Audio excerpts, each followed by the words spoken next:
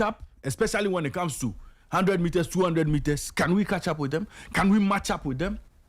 Because if Traore, who is also a product of the NCAA Division 1, is performing the way we are seeing him perform here, clearly there's something that's possibly different from what we are giving our boys. I can tell you the very first thing though. Tell me. They took him to a D1 school. Very good. Yeah, so he started from a D1. Yeah. And then D1 is very close to the top. Yes. And then he managed to get into the top. Yeah. Very good. You know, so I mean, let's look at this thing properly. If today Cote d'Ivoire is doing better than us, Nigeria is doing better than us, Cameroon is beating us in sprints, I think we should look at this again. Ghana Athletics Association must pay attention to this.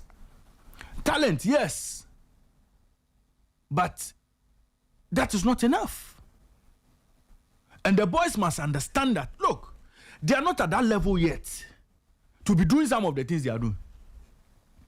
Some of the antics, you leave it for when you get to the top and you know that, look, I'm at a level where nobody can beat me. Even Usain Bolt, when he was topping the timesheets, when Usain Bolt was Usain Bolt, you'd rarely hear Usain Bolt sounding overconfident before a race. You'd rarely hear that. You get onto the track, you do your business, you walk out. And when you are talking to our athletes, they give you the feeling that they have reached. They are the Usain Bolt of Ghana. Oh, Ghana hasn't won this championship in a while. Oh yes, now is the time. Come on. Yeah, but that's not Ray. Nathan, hold on. Uh-huh. Oh, you know, what should we expect from the team? You qualified for the finals. What should we expect? Oh, yeah, let's bring it on. Look, you see that talk, eh? When you are talking that talk, your performance must match the talk. Uh-huh. You see, when you want to talk big, when you want to talk like a Noah Laos, when you want to talk like a Tibogo, your performance must match what we see. Mm-hmm. Okay? So when you are placing 4 and 5, 4 and 6, finishing 5th, and then SportyFM, you know that you've run out of excuses. Now everybody sees your true level. It is true that we didn't give them the best. Mm-hmm. Knowing very well you didn't get the best, mm-hmm. you must help Ghanaians manage expectations. You must manage the expectations of Ghanaians.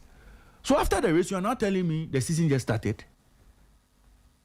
You are now trying to hit your peak. But you've come to Ghana and you've told the entire nation that, look, I am ready to deliver medals. I am ready to deliver gold. Only for us to be counting 4 and 6. Only for us to be finding our athletes finishing 5th. Cote d'Ivoire is beating us. Nigeria is beating us. Cameroon is beating us. 4 by 100, even 4 by 100. You have to take the grace of God for that bronze.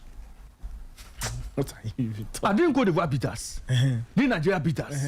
So which part is the grace of God part? Oh, we almost dropped to 4th. Okay? So, you see, I want our athletes to understand that there's a lot of room for improvement. They shouldn't think that they are the finished article yet and start behaving in a certain way. Look, these athletes, when they came, we didn't put them in the games village. We put them on a certain level. That they are national athletes and they are the best the country has.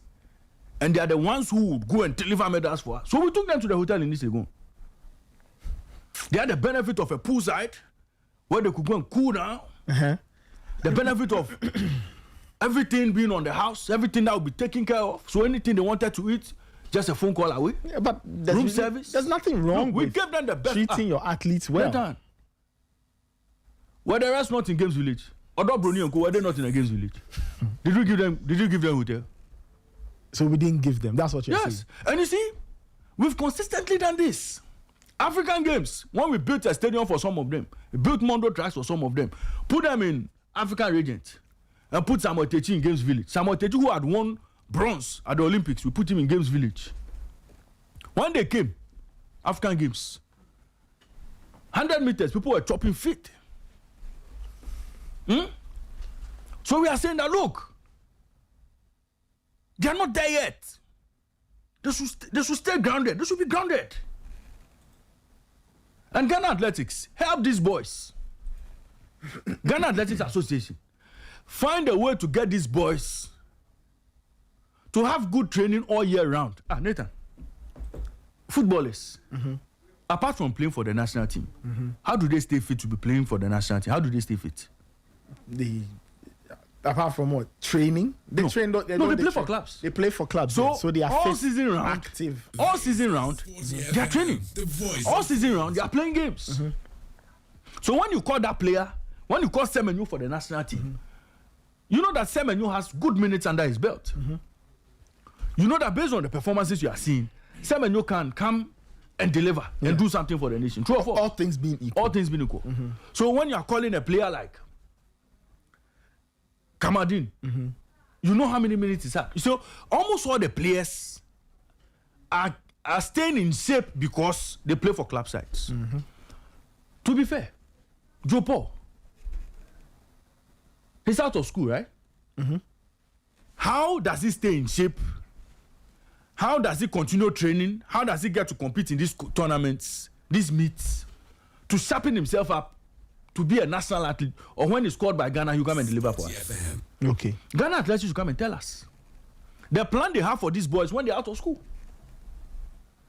And those in school, they would obviously need support to run in some of the meets we are expecting them to go out there and be seen.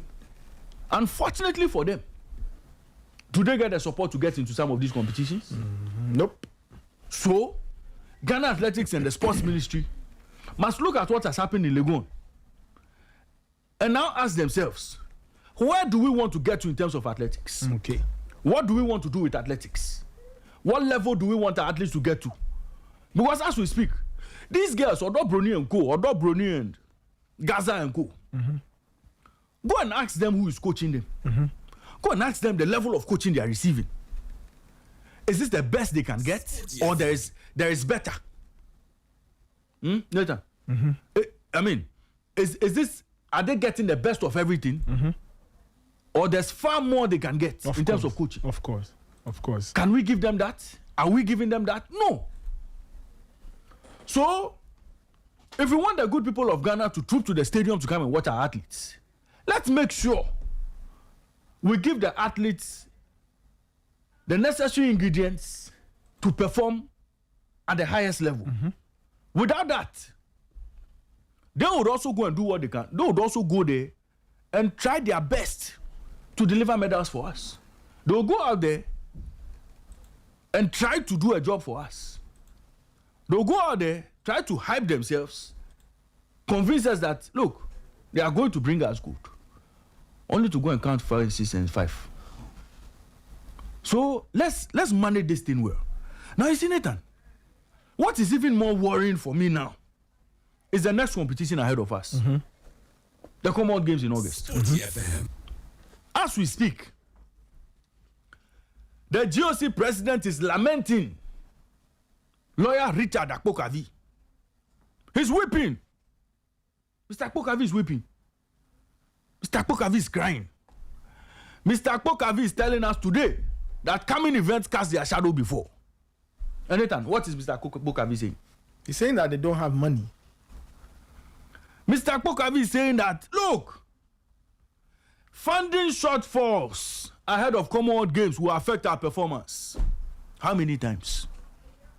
How many times have we been at this table of funding shortfalls? How many times have we cried over funding shortfalls? So Commonwealth Games is coming.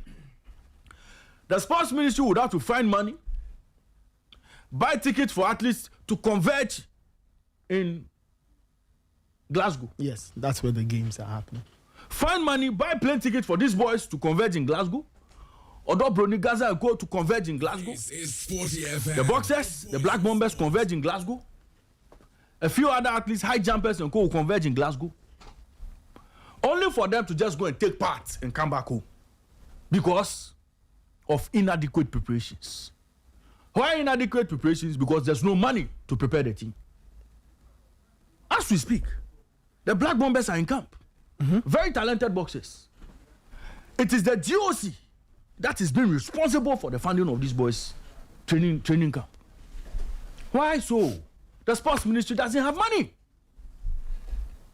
Nathan, the sports ministry doesn't have money. Now, if you listen to Mr. Akpokavi, let me quote Akpokavi for you over the weekend. He says, quote, "The time has come for us to speak candidly about this issue, which threatens to undermine all the progress we have made. Budgetary allocations to sports remain inadequate." One, Nathan, right? Underline it. Budgetary allocations to sports remains inadequate. And even approved funds are often released late or not at all. Yeah. So in this case, Parliament approved 12 million cedis for the games last year. But as things stand, money has not been released to the GOC. Right? Parliament approved the GOC's 12 million CD budget for the games. But as of now, nothing has been released. Same for African Games.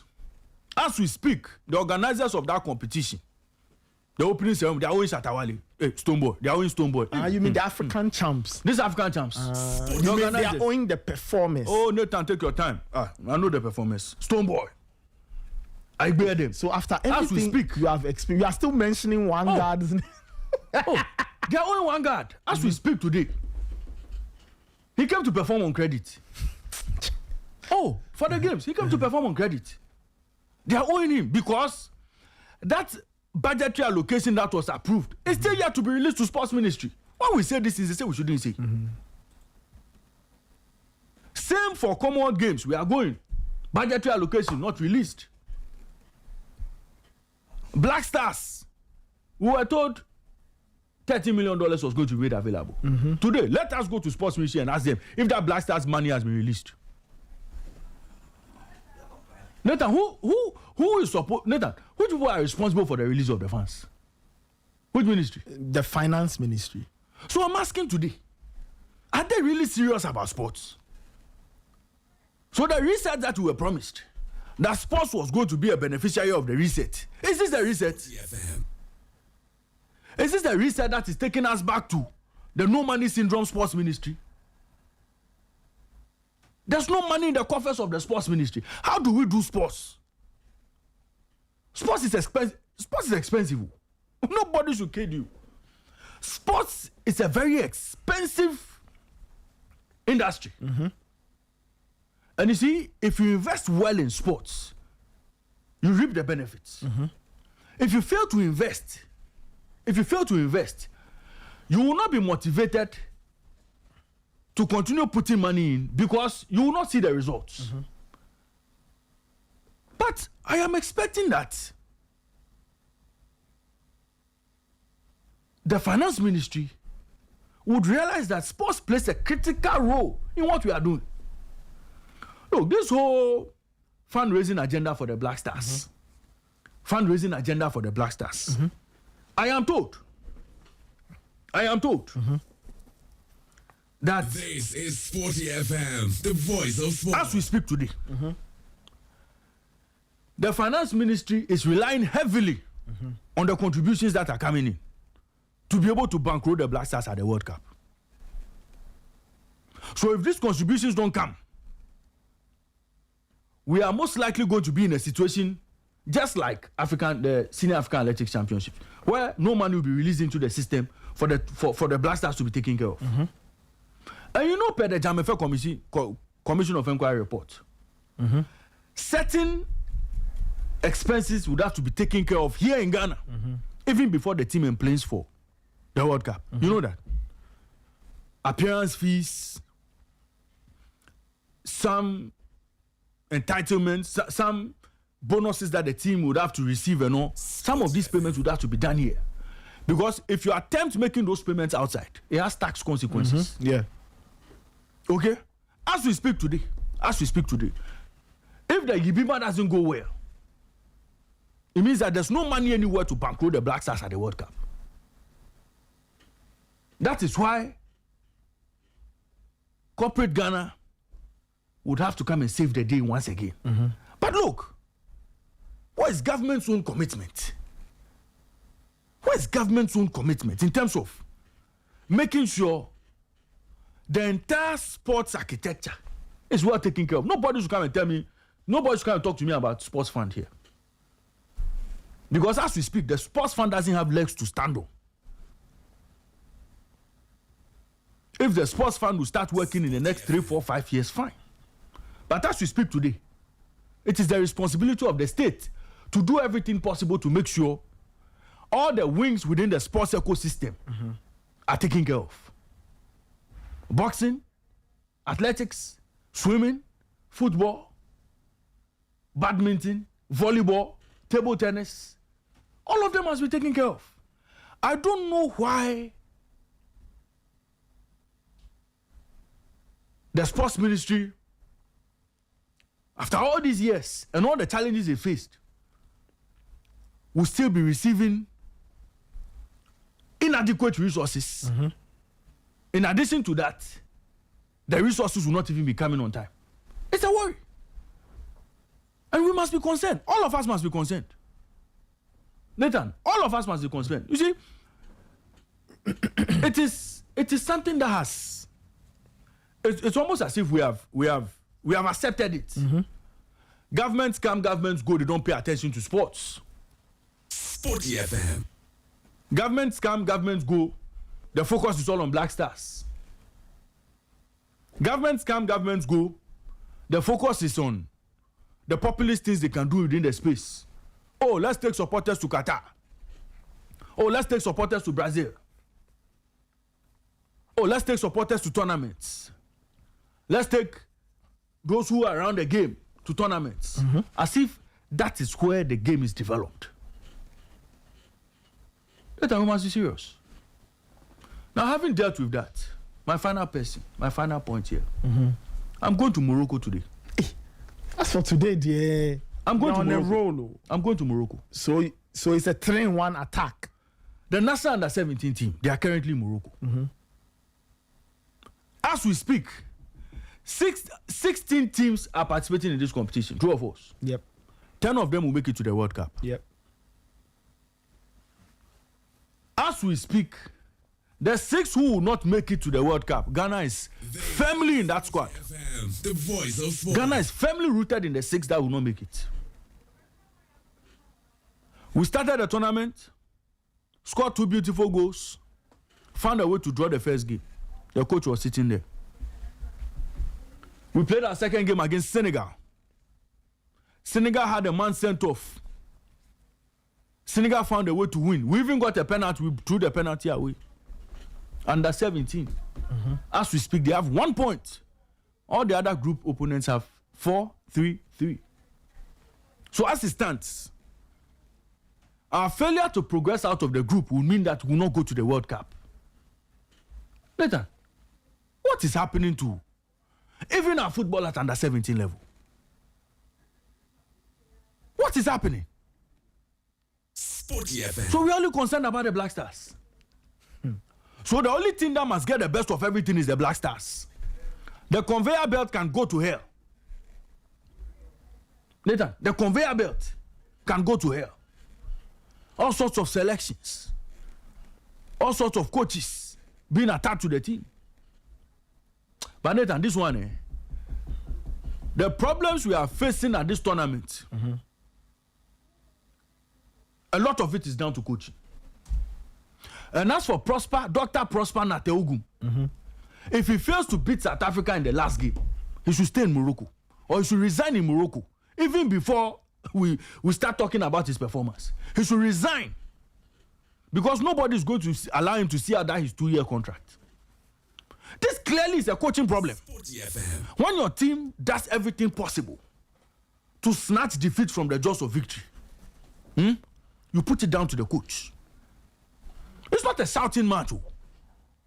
You see, Ogum cannot tell us that when he's running around the touchline shouting instructions, that is coaching. That is not it. Clearly, he has failed to manage this team. And the South Africa test awaits him. If he fails that South Africa test, nobody should tell him to resign. He should resign on his own. And if he gets sacked, nobody will pay him severance package. Because this is down to him. This is on Prosper Nateogum. This is on his head. Under 17, we've been told to pick some of the best players from all the academies in Ghana. True or false, Nathan? Not so? Yeah. They claim they took the best players. Even your good friend couldn't make it into the squad. The boy who plays in America. Luke Murray. Is that the name? Yeah. Luke Murray. Mate. I don't know. That's his called what? Luke Mate. The young boy came from America, all the way from Dallas. No, that's right. Dallas, yeah. Hey, he came to audition. They didn't take him because his English. I'm smearing Murray. My name is Luke Murray. What has that got to do with anything? He didn't go. And they told us that the boys they picked ahead of Luke Murray and co are the best. Now look at the ball. The coach picked these boys too. The coach, he picked these boys. He said they have some boy called Gavi Robinho Yao. No, so. Say he's the best under 17 in town. Later, we can't even beat Senegal with 10 men. Now South Africa. As for Prosper Nateogum, Jesus Christ. What happened to him at Kotoko? You see part 2 if he doesn't resign before he comes to this town. We'll stop him from taking charge of this team. We'll go to the training ground and stop him from training these boys. No, but Nathan, why? No, Nathan, why are we doing this? So we can't even get it right at under 17 level. We can't. Athletics, 0. Under 17, 0. Under 20, problem. This is SportyFM. But when it comes to Black Stars, we are ready to throw money at the problem. Bring us Carlos Queiroz, $200,000, put it on the table, let's go. We are ready to throw money at the top. What kind of football ecosystem is this? Nathan, it's worrying. Okay. It will get to a time. Togo will now be dominating in West Africa. Because look, if you see Togo's plan, the next generation of Togolese players that are coming out of the German system, you'll be shocked. And these are boys who can discipline us if they get to that level. And they are doing it young. They're catching them young. Yeah. Look at what we are doing with our young projects. SportyFM. Nathan, look at what we are doing. And look at the coach we've picked for this team. Coach Sefa is here. If you tell me that of all the coaches in Ghana, the best coach to manage under 17 is Dr. Prosper Nateogum, I'll disagree. I'm sure he himself will disagree. He's not the best man for the job. And I remember Kevin. Kevin kept saying that, why is Ogun going to under 17? Kevin kept asking that question. Why is Ogun going to under 17? Now you see? Now we have to use our calculators. Nathan, you know the calculation. Do the calculation. Do the calculation for Ghanaians. Senegal have to beat this one, for this one to beat this one, and then Ghana have to beat this one before we qualify. Why? What is this? So every time we go to tournament, we take the calculator. We have to use calculators at every tournament. Nathan, I rest my case. But those who know they have to work, let them do the work. Those who know they are letting us down, we are watching all of them. And when the time comes, you see, there's this story they say. When the wind blows, very soon, the wind will blow. Very soon, the wind will blow. And the chicken's trophy will be exposed. 8:22. This is the Sporty Breakfast. Thank you, Raymond Yamada, for an extended sermon. Yes. The wind will blow. Yes. And the chicken's trophy will be exposed. Anyway, your comments are welcome. 054-257-1061. Coach Minister is shaking his head. Your comments are welcome. 054-257-1061. 054-257-1061. A little later, maybe in like an hour or something, we'll open the phone lines. But Coach is here. Coach, good morning. Good morning, Nathan. Hey. Mo. The BR or the BB back? This guy will go and take coconut water and come and sit here and then talk plenty like that. And I'm the one who gets. I'm surprised today he's not talking about spiritual things. No. He says today. This matters. They are physical matters. But the more serious note, I think he's right. It will be very bad. Ghana cannot qualify for the World Cup. I mean, under 17. I watched the Algerian game and I felt bad, and I thought that the technical team could have done better when we were ahead of 2 goals. We could have managed, but we wanted more, and we lost concentration in the early stages of the second half. For them to come back to equalize, they had a penalty. Yeah, and if they had scored, Ghana is having 0 points by now. So going into the Senegalese game, I thought we should have approached it with a different mentality and then different tactics. Yes, we had the penalty that we missed. They were down by a man. SportyFM. And I believe that they will be fighting probably to frustrate us because they were down by a man. But tactically, we should have been superior. We should have been superior. And watching the Algerian game, I realized that our 2 centre-backs, the twins, and our striker, Gavi, they are the tallest among all. And you realize that the midfielders, the height is something else. So in as much that they have the ball on their feet, they can't stretch properly. They can't stretch properly in the sense that in terms of their passing range, in terms of closing the spaces, was a problematic. So you realize that against the Algerians, they never supplied Gavi any ball from the midfield. Okay. If you had watched the game properly, they never had any supplies from the midfield. Individual brilliance were excellent, but as a team, we were lacking such passes from the. We decided to go the wing play in the second half, and the crosses that were coming to were not having their targets. Gavi in the middle, so we struggle against the Algerians. You realize that the Algerians. We force them to play, to make mistakes in the early stages of the game for us to get the goals. After getting the goals, we allow them to also force us to make mistakes. Okay.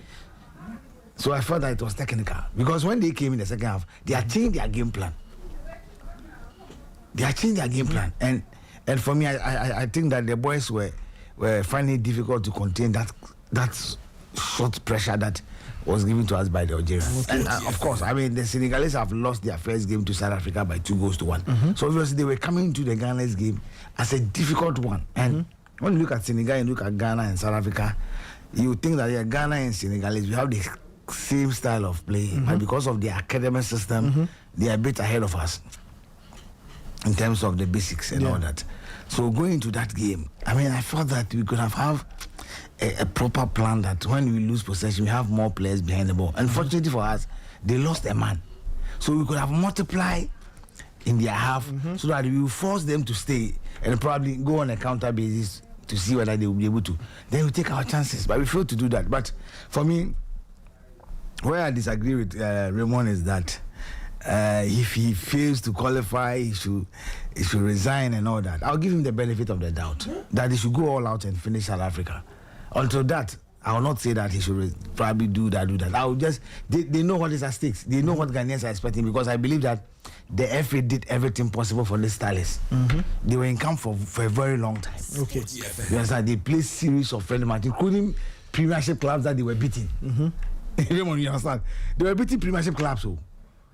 Yes, they were in camp for so long. They traveled across the country, and they went to Cote d'Ivoire to play the Ivorians. When they went to Morocco, they played Mali. So for me, I think that they had enough preparation before this major tournament. So they cannot afford to fail us, especially in the game against South Africa. So probably they should have the video of the Senegalese game against South Africa, and of course the Algerians against South Africa. At least Ghana has played Algeria before they play, so they should be able to map up a proper strategy and then be able to go into that game. I have the feeling that they'll be able to account for South Africa. But you know, South Africa came from a go down. I know, against Senegal to and we had the advantage of playing 10 against 11. Not even that. We had advantage of 2 goals against Algeria and 3 that. You see, so factoring all. Putting all this into factor, I think that they need to analyze the opponents very well. They need to analyze the opponents very well. And South Africa need just a draw. And I'm saying that they may come in to frustrate you. So the moment you panic, they will punish you. Do you understand? Our boys need to be talked to. They should make the football simple for them. They should make it simple. You watch the Algeria game after the second goal. The boys, especially the guy in midfield, I mean, Kagawa in the rest, when they get the ball, they would like to take on 1, 2, 3 before they will release the ball. The transition it is very bad. You see, and you saw the Algerians, they realized that, look, let's get the ball in the final half of the Ghanaian side. They'll make mistakes. Watch the penalty that they had. For me, the defender had no business going down within that area. And it was a clear penalty the referee took. Do you understand? We found it difficult in getting to the penalty area of our opponents, but we want to dominate the midfield by dribbling and antics and all that. And not at this level. Not at this level. The boys have got talent, no doubt about it. But what are they using the talent for? Do you understand? For me, Prosper is a friend. I'll call him. I'll call him and I'll tell him my mind. No, I'll do. No, you see, when he qualifies, Ghana has qualified. Yeah. It's a very long time since we qualified for a World Cup, for 17. Yeah. And this is the opportunity for us to go. Yesterday, I tried to talk to Sheikh, but since they were in a meeting, so I decided to probably We have to use calculators. No, you see, at least we watched the game. We saw what the Algerians were doing. We saw what the South Africans were doing. At least the few things that we saw. I mean, we can discuss. And he's somebody that when you speak to, he listens. You understand? They are having their video analysis and all that. But some of us here too can also express something for them, because it will be very sad for 16 teams, 10 going to the World Cup and Ghana cannot be part of it. It will be very bad. If we don't qualify. But I'm full of confidence that, look, this last game against South Africa on Wednesday, they'll be able to win. If we don't qualify, no problem. We'll get Prosper Nateogum. Okay. Will not allow him to see how that. I expect you to go into spiritual and then go. They said they say go into the spiritual. No, I'm saying I'm expecting you to go into. Sometimes people don't understand the spiritual things well. You see, look, God will not do by miracle what you fail to do by responsibility. Okay. So you have to do your part. You have to do your part, and then we'll use the spiritual part to push you. Okay, so I'm telling you that we are going to help him. So he says do his part. So coach says they'll help Dr. Ogum do his part. So try and also get into the spiritual on realm. the spiritual side of things. I hope yesterday, on Friday, we are at the National Mosque. Later, I didn't see you. Coach, I didn't see you. You want to pray for Black Stars. I was also doing something to support it. That's it. Yesterday, we were at the All Saints Anglican Church. Yes. At Abraka. I didn't see you. I was also somewhere making sure that the Ghana Premier League will I was equally praying. Did you hear any of bad officiating? And I was also somewhere praying. We are all in this. It's all in football. We are all in so people don't want to play for. So now it will happen. Let us proceed with the show. People don't want to pray for Black Stars. But we are praying. Black Stars are in Mexico. So we are waiting for our brothers to. The meeting I told you at the end. Yes. We are waiting for them to also converge, and then we'll pour libation for our brothers. No problem. Before they go to the World Cup. All right, you will come to that later. 8:32. Let's talk about the Ghana Premier League. Last week Friday, we told coach that Pinima Menshaw will happen. And where did it happen? He didn't believe us. Where did it happen? Tell me. Tell me. He didn't believe. No, tell me where did it happen? No, I want to know where did it happen. Nations. It didn't happen there. It didn't happen at Nations. Are you sure? Yeah. Pinima Menshaw. There's no Pinima Menshaw. Okay. There's no Pinima Menshaw. So there was no Pinima Menshaw. There was no Pinima Menshaw. No problem. Let's go through the results. We'll get into. You asked him how and when did he leave the stadium? I heard something. Hey, can we please call Michael? Maybe you know the story. Let's call Michael. Because I heard something. Now let me tell you what happened. Were you there? Yesterday, he had to take heavy military and police presence to guard the coach. When everybody left the stadium, they were still guarding the coach. They were looking around because they were looking for the coach. His car, the 4 tires, they removed air from all the 4 tires. You understand? They deflated all his 4 tires. He didn't come to do the post-match. Leave there for us to see. Okay, no problem. So yesterday, but for the intervention of the police in Kumasi, and the military, SportyFM, special forces, what would have done to Frimpong Mansour? Nathan was scary. See, they held him. He made 2 substitutions and that got the supporters angry. And Okay. So in that game, as we speak, yeah, Nations FC are firmly rooted in the relegation zone. yes, Nations FC, and are very likely to pick up that soul ticket to division one. I doubt they okay, will. I no doubt problem. they will. You know what? No, their last match is in Tamale. And so No problem. They went to Kwandu to beat us on Lions. Oh, come on. Oh, what is come on? Ah. No, if they are, no, what is come on? What are I telling you? By the time they No, travel, no. By the time they travel from Kumasi to Tamale, And then by the time they left Kumasi to Kwandu, what in happened? their bus, And what happened? by the time you shake the boats finish, And what happened? they get to Tamale. They can go by. Let me They can go tell by. you something that happened. Charlie, do you know that the House of Folk Timbers is in the workshop now? They had an accident. We all know. Coach, I didn't say anything about accident. And I'm telling you, they I had an just said the accident. House of Folk Timbers is in the phobia bed. workshop. It's at the workshop. Why? They are going to patch it. Why? What happened? Let me go through the scorelines. Mediama 5, Lions 2, Adriana 3, Young Apostles 1, Bechem 3, Kotoko 1, Dreams 3, Gold Stars 1, Wonder 0, Brekum Chelsea 2, Karela 1, All Black 0, Nation 0, Vision 1, Samatex 1, Accra Hearts of Oak 0. So the 2 big stories from over the weekend. One hand, Mediama are now Ghana Premier League winners after huffing and puffing and almost letting it go. They finished the job, and then Nations lost at home to Karela. Coach, we were talking about the Nations game. Yes. So you were giving us some. You said Frimpong Manso made some 2 changes that got the supporters upset. Yes. That is when he took off Brandon and Chisapon, and then brought on Chipsa. The whole season, I don't think Frimpong Manso has used Chipsa in a game. I don't think so. If he had used not 2 or so.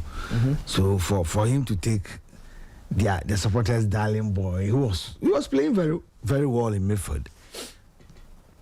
He was the only player who was able to take on the vision players on, creating some openings, and he took him off. And the supporters decided to throw. At the point, they were throwing some empty cans onto the pitch and all that. But Tipsa came on and he couldn't even control. He couldn't even pass. And that got the supporters angry. But I think that credit has to go to Vision FC. Their game plan worked for them. It really, really worked for them.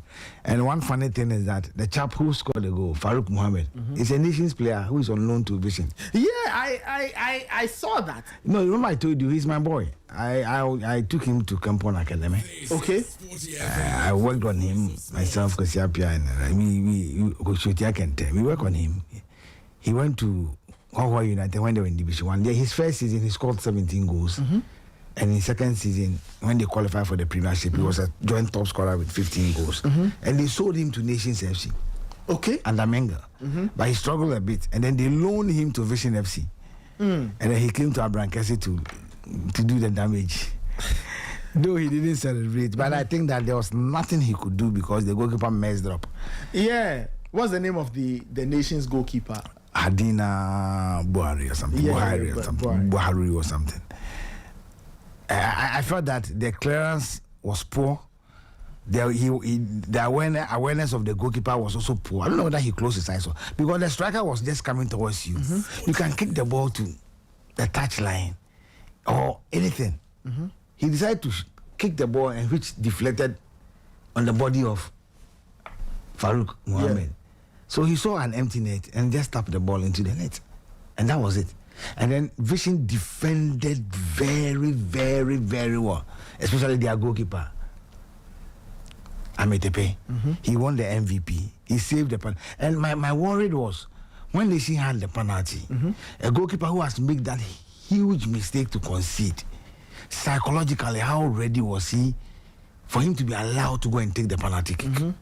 You saw his body language when he was behind the ball. And the goalkeeper who saved it, Ametepe said it, look, the moment he saw the position of the goalkeeper, he knew where he was taking the ball to.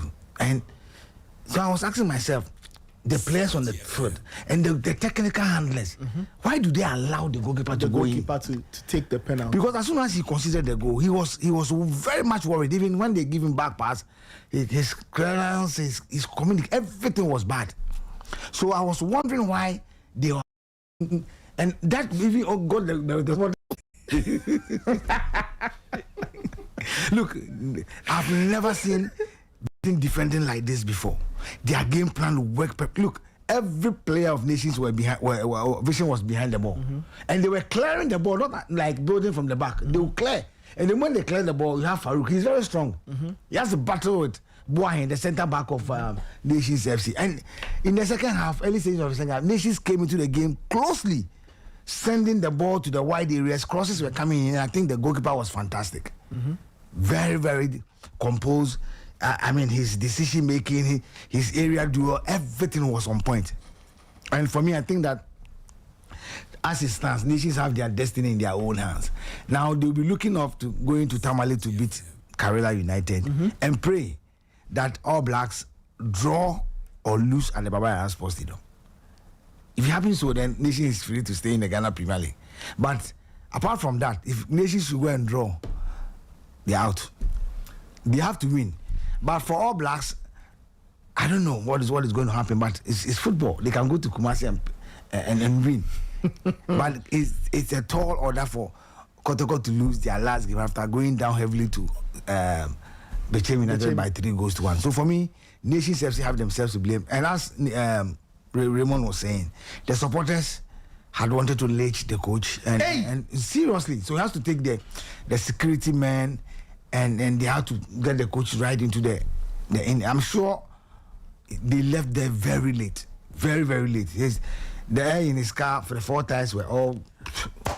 But see, Ghana Premier League support. What is the meaning of this? You see, before they went to Pando, they lost Rasafok, and you saw how the supporters wanted to, and they warned him not to come to the state to come there again and all that. But he went to Pando and won, and he sent a message to the supporters that it is football. It's win or lose or draw. Now they lost at home. They went to Pando and they've won. So what are they going to say now? So you should have gone home and then proved to the supporters that look, what you went to Pando to do, you were capable of doing at home, but you play against a team who is defensively very good in House of Folk. And unfortunately, you lost that game. And you also missed a penalty. But I also feel that they missed their 2 centre backs. Oko Gripman is suspended by the FA. And then, of course, Razak also is out. And then Ivan Safo, he was on the bench. I don't know why Ivan Safo didn't play. I mentioned him on Friday. Yes. I mentioned Inzoli. He brought Inzoli on latter part of the game. Sulemana also didn't play.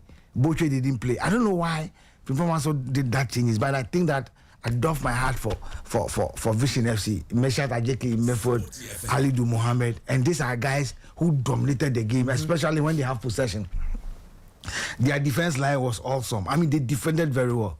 So for Nations, you saw their supporters crying, players crying, especially the goalkeeper. But I think that they have their destiny in their own hands. They have to go all the way to Tamale. Karela. Because if you had to monitor the game in Tamale, so the All Blacks should have won the game at least by 3.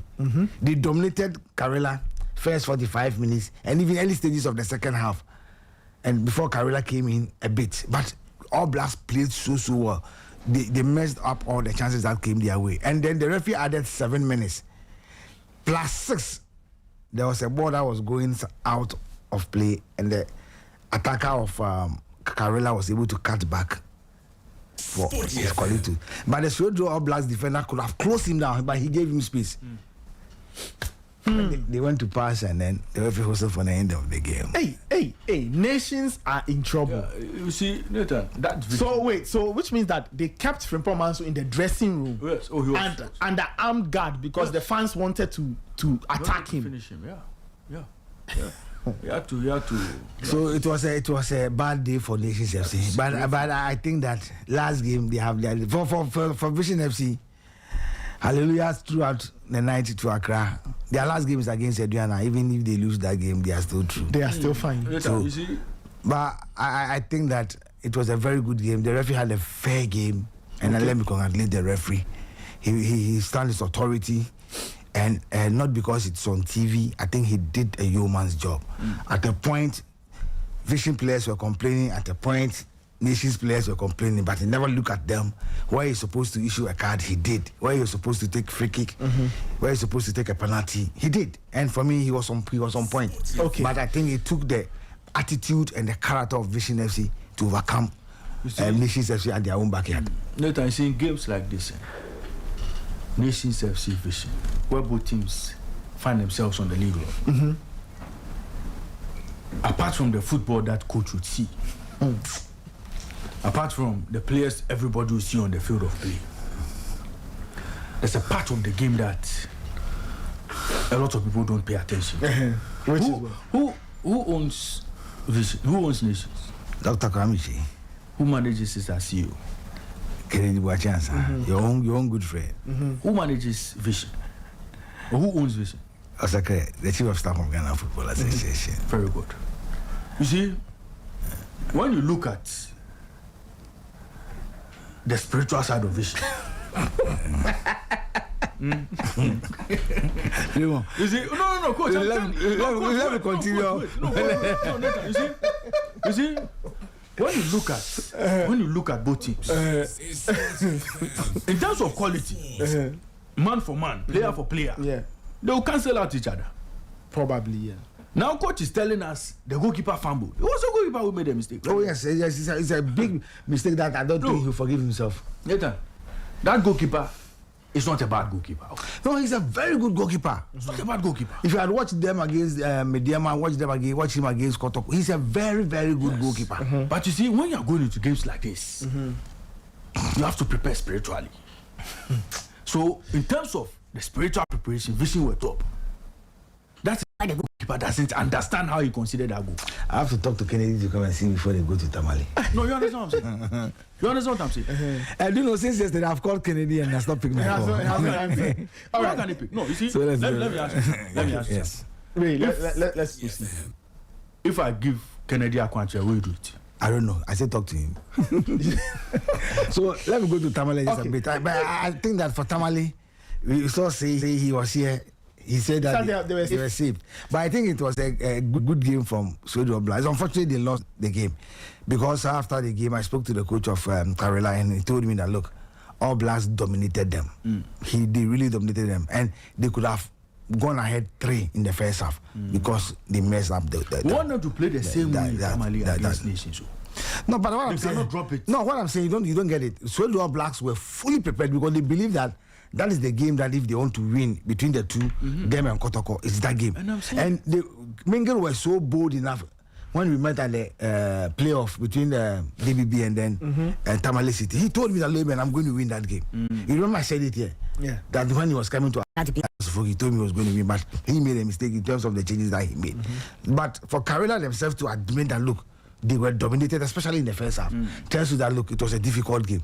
Their goal came because the opportunity came and the player took it. So for me, you give credit to Karela United. For them, they're at home and they believe that they want to be in the top 4. But their next game is against Nations FC. I'm sure by Friday we should be able to know how ready Nation is. Okay. Whether Frimpong is the one who will be taking the team, whether the supporters will allow him to train this week or not. We should be able to get into that. But I think that Suedo Blacks will have a tall order when they visit Kotoko at the Baba Sports Stadium. You remember the first leg when Kotoko went to Suedo, there was alleged that some section of Suedo supporters invaded the Kotoko camp, and there was a lot of whole issue about they went to cross a river. Or We went to the river there to go and do something. And so the supporters were angry, and a whole of things happened at that. And some of the Kotoko supporters are talking about a revenge at the Baba Sports Stadium. So this is going to be another difficult game.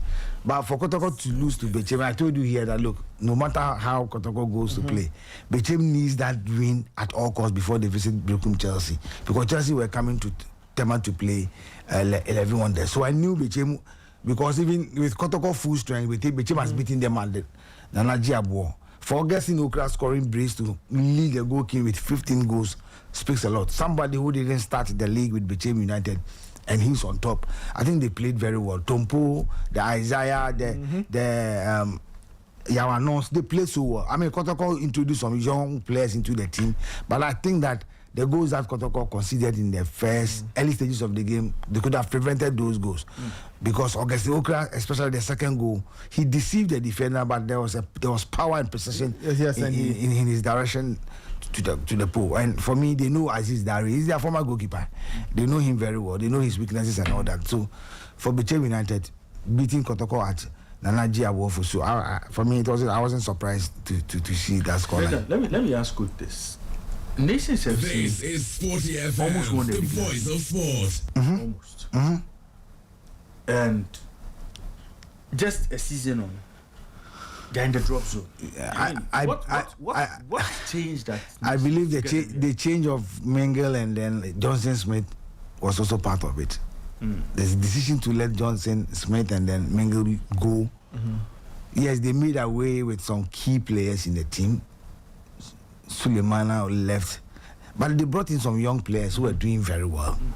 Though the season didn't start well before Mingle and Frimpong also came to struggle a bit. But at a point, it was being worrying because last season they were one of the teams that were winning more games away from home. You understand? And for them just to win twice this season away from home, that was the game against 11 Wonders. At the point, they were ripping boys of the league, and everybody were beating them. So for Nations to beat them, but the only surprise was when they went to Pando to beat Out of Lions. So they were dropping that they didn't know that they were dropping. If you ask me, because if you have your league table by yourself, you know your fixtures, team that you are playing today and the following week, you prepare towards that, and you don't also think about how you are dropping. It's a problem. But I'm sure by the time they realize, because I remember I met Divine, the president of the club, and I told him that look, they are on the 9th position. I think we said it here. But I'll add Nations to the teams that. Yeah, I remember you said it. Be good. Yeah. And he told me, like, coach, I know the year count. I'm saying, next time the demo count, looking at the position and the points gap, you need to work towards some games. SportyFM. Do you understand? Today I've called him. I was trying to remind him of what I told him, but unfortunately he's not picking the score. So for me, Raymond, I think that the change of the technical team, and I think that the planning this season from Nations FC was also poor. Okay, let's go to Takwa, where everything came to an end in terms of Mediama and their chase for the Premier League. It finally came together. They needed a mix of things to go their way. One, they needed to win their game, and they needed Dreams to also stop Gold Stars, and that happened. Mediama beat Heart of Lions by 5 goals to 2. All the games were supposed to start at 3, but nobody knows what happened. Yes. At 2:45 started raining heavily, and the teams couldn't even come out for warm up. Because of the floodlights, they were able to play the game, and they started by then. They started at 4:30. Yeah, by then most of the teams have played their first half, or even coming to start the second half. So they had known the results that is coming from Tuba. So they knew that Dreams were leading. So why don't we also go ahead and I think the first goal was similar to Kotoko's second goal from Kevin Obin. That free kick, the same position from Fuzi Taylor, and then he had jumped all the players. But I think Lions fought back, and then they got the equalizer. And within 2 minutes, the same player had the second goal. That's Kevin Obin. So Mediama played very well, and I think that Eche Dogli was the toes of the fans. I mean, he was gifted money after the game. I don't want to mention the price. No, he plays so well, and for me, that chap, we need to look at him. He's more or less, a very good game. He's more or less the new Antonian that I see in that young man. Yes, Eche Dogli, yes, very good player, very, very, very good player. Lions also missed their captain Ebenezer Aban, but at the end of the day, I think that Mediama dominated, and the kind of changes Tanko did. I mean, Jakpasu, Prince Owusu, Kevin Nkrumah. I mean, you love to see them play, and for me, they deserve it. Coach Ibrahim Tanko have done well. He joined Mediama halfway the season last season. This season, he started the preseason. He took the team to Abidjan. Yeah, you were telling. I remember he came to UK. He came to me. We sat down. We spoke, and one funny thing was that Charlie League, they also Gio say Charlie, you didn't come up. And I took a picture and I put it on social media. That look, discussing the Ghana Premier League with Coach Ibrahim Tanko. So I was happy when they were in Cote d'Ivoire. Any game that they play, he will share with me. We will discuss it and all that. So he started the league very well. At the point, 7 points, 8 points, 9 points difference, and then they dropped. But I still have confidence in the team, because when you get close, and do you know what really helped Mediama at that point? You know, they play like 3 or 4 straight home games. When some of the fixtures were postponed, if you can remember. So they got advantage, and then they stretched. So when the return games came, they went on away about 2 or so. They went to they went to Samates. They went to Lions. So they played some away games which didn't go well for them. And then Gold Stars took the lead. I mean, with difference 1 point, and then they came home, and then they restored the lead. Yeah. The difficult one was against Kwakwa United when they lost by 2 goals to 1. 2 goals to 1, yeah. If Gold Stars has won their game against Adriana in Doma, it would have been difficult for Coach Ibrahim Tanko. So you give credit to him, and I think that Moses Amapaka too has done very well. I mean, promising your players about 2-3 games to go. Each game that you win, you'll be getting 2,000 Ghana cedis as winning bonus aside your salary. And he did give them. Supporters were promising players money, from those guys from the mines. So the players were more motivated. And to be honest with you, when you are playing at the TNA Park Stadium, you feel confident because everything looks good. Everything is good, and the supporters are closer to you, like you sit in Europe watching football. They have a very good technical team. Isaac Amwakon, the goalkeeper's trainer. Tanko has done so. He has put some kind of professionalism. Is that in the ex-Kotoko goalkeeper? Yes. He has put so much professionalism in the Mediama's team, and for me, I think that going forward, I know the kind of signings that they are doing for Africa. And I think that Mediama deserves to win the Ghana Premier League. Okay. I don't take anything away from Gold Stars. They really gave Mediama a good chase. 2022-2023, Mediama won the league. Samatex came to win. Gold Stars came to win. And Mediama. So from the Western, you know what is happening. So the last there. 4 league winners, 4 straight winners. They are there, but you give it to Mediama. They've won twice. So I think that BBN Gold Stars, they saw 3 goals to 1 at Tuba. It also saw 3 red cards. They considered 3 red cards. The 70th minute, the 90th minute, and the 91st minute. But I think Dreams FC were the better side, and they deserve to win. But for BBN Gold Stars, they really gave Mediama a tough time, and I think it's good for our league. When you are playing a league, and it's like you think that you are true, but just you have to look at the back and say, no, if I don't work extra, I'll be booted away from that side. So for me, Gold Stars Dreams FC was not a bad game. It was a very good game, but Gold Stars needs to be credited because they've done very well the whole season. After they were exited from the African campaign, everybody thought that they were going to lose it because after letting their coach Frimpong Manso leave and brought on Smith, former Kutukuru as technical director, I think that he has done very well. They've worked so hard. Adriana account for the 10 men. Young Apostles have their destiny in their hands too as Nations FC. They need to go back home and beat Samatex. They don't need a draw. They need a win. Okay. They need a win in that game. And for Wenchi, I don't see how Samatex can go there to pick a win or draw. But let's see what happens within these 3 days or 4 days. We'll be here on Friday to talk about that game. So, for Brekum Chelsea to beat 11 Wonders, I mean, any news? Yeah, no surprise. So, yeah. And then Samatex beat Accra Hearts of Oak by 1. Hearts of Oak, I told you they've never been there to beat them before. It was a game that missing your 2 top goalkeepers.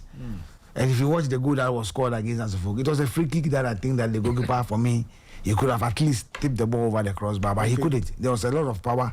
Gabriel Rossi, that striker from Park Academy, I think that they played well. I mean, for them, it also rained heavily there, but they were able, because of the nature of the good pitch, they were able to play the game. Ended 1-0 in favor of Samatex. So let's see whether come Sunday, the game between Hearts of Oak and then Mediama to happen somewhere so that Mediama will be giving their trophy. Let's see how it goes. Okay.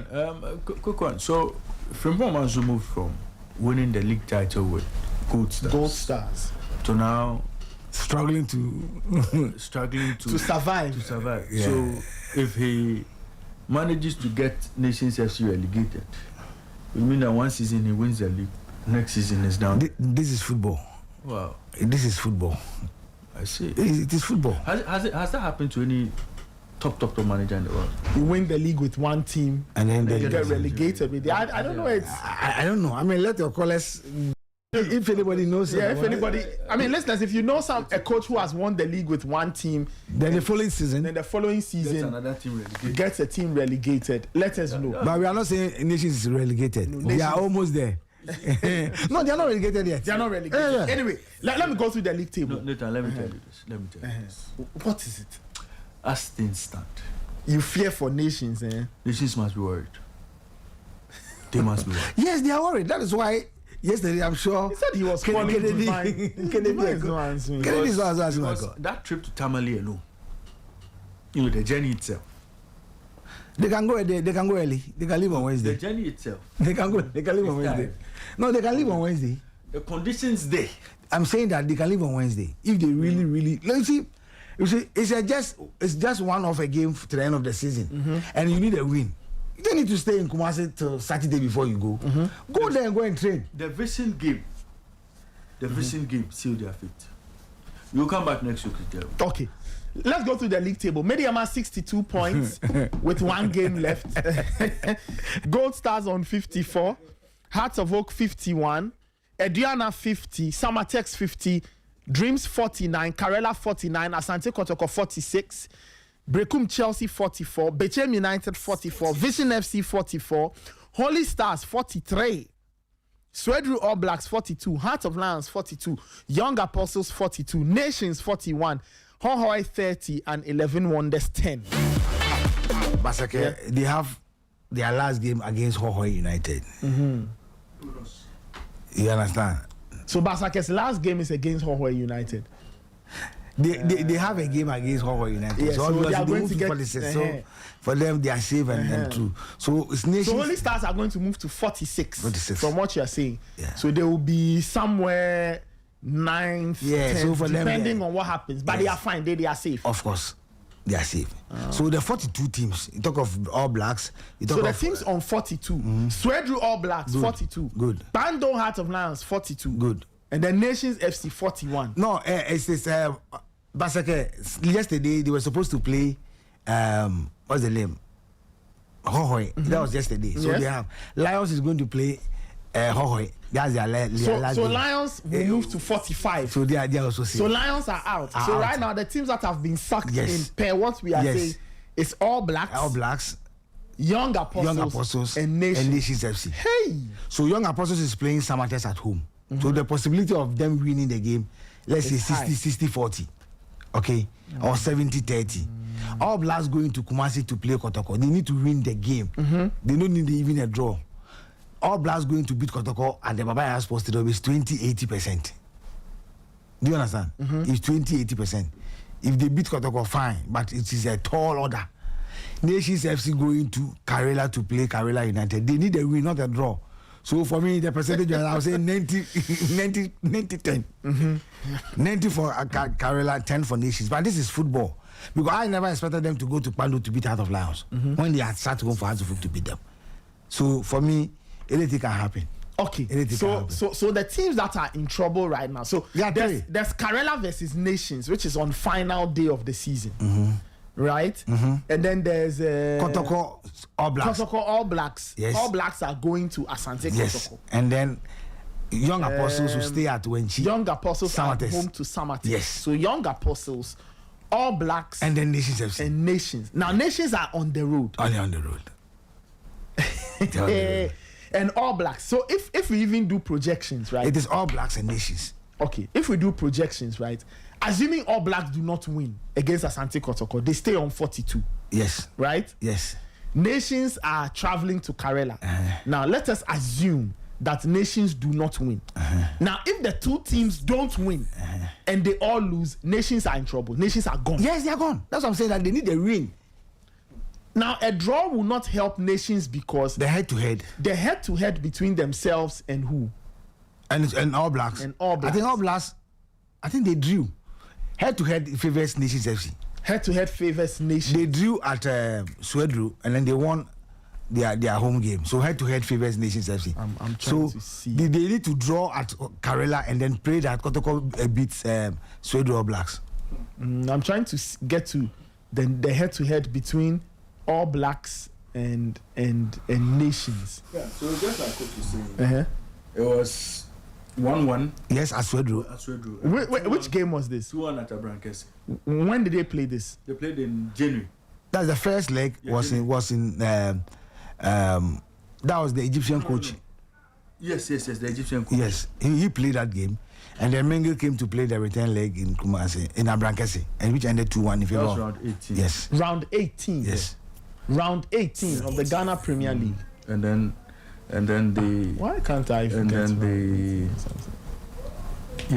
and then round 1, Nations won that game. Yes. That was So it was 2-1 and 1-1. So round what? So round that's round 1 18 and round 18. Yes. Round 1 and 18. You know, round 1 it ends. Around Yeah. I know that. Yeah, so head-to-head favors Nations FC. They are safe.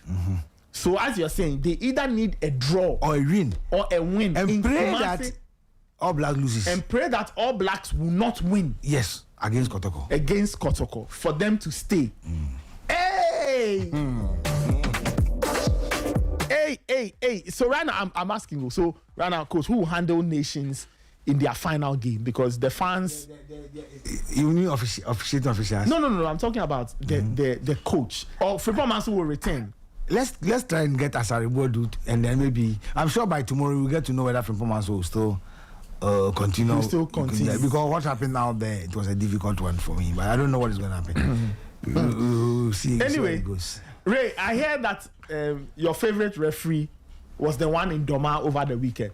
Oh Yes. He did a good job. He was handling the Adriana Young Apostles game. He did a good job, right? Oh, seriously, I've not heard from any of the venues about of course, officiating. the No. officiating wasn't bad. No. I mean, I just had.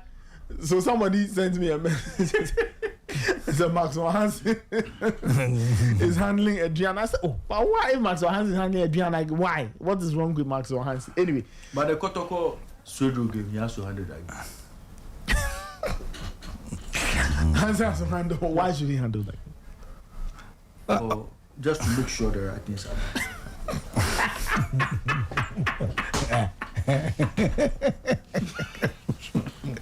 I'll see you guys. All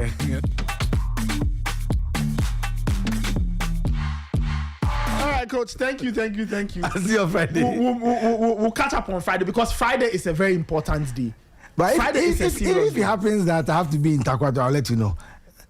Takwaba, what's happening? No, if it happens that the coronation will happen in Takwa. But you see, I don't understand Ghana. But why should the coronation happen in Takwa? The final league game is in Accra, so they need to be crowned champions here. Go and check the regulations. It can happen. No. But What is no? Wait, House of Awards, they have home venue.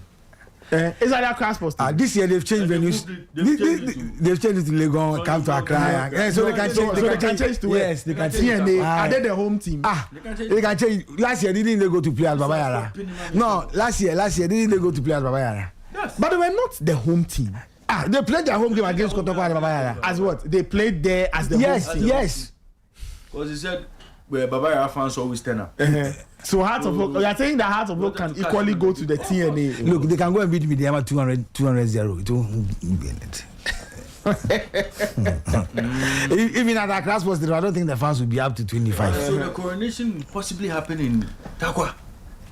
But you see, do you know there's a lot in it for Heart of Oak? Of course, a lot. Because if Heart of Oak take that home game there, they stand to rake in a lot of gate proceeds. Because it's their home game. It's their home game. Yes.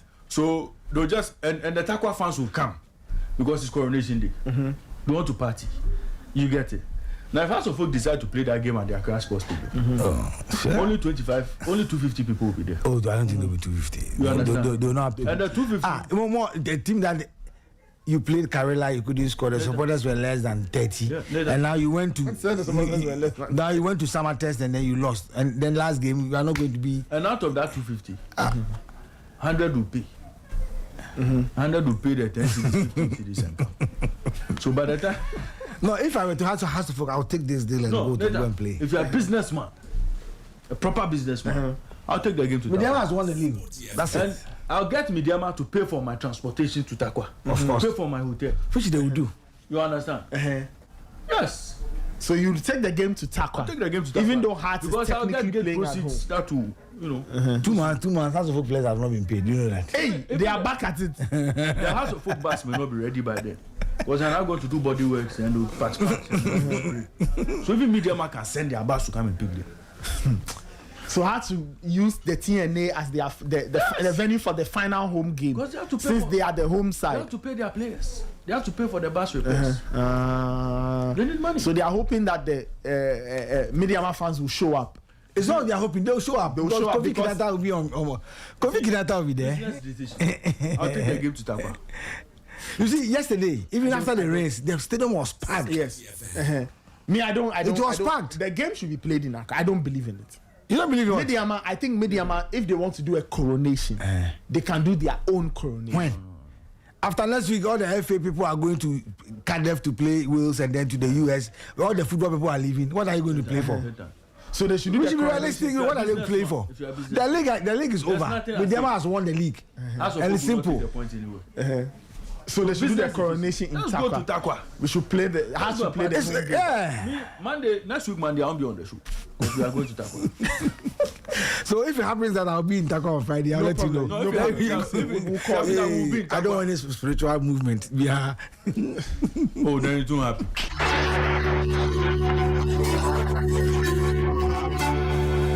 10 minutes after 9.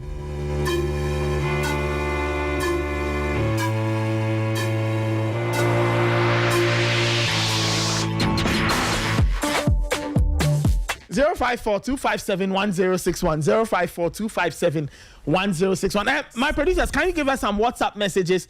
Let's see what people are saying on the WhatsApp platform. Let's see what people are saying on the WhatsApp pages. Right. So in terms of the Ghana Premier League, as we've established, Mediama have won the league now with one game to go. They are leading Gold Stars by 8 points. So there's not a lot Gold Stars can do right now. Hearts of Oak are third on 51 points. Adriana on 50. Samatex on 50 as well.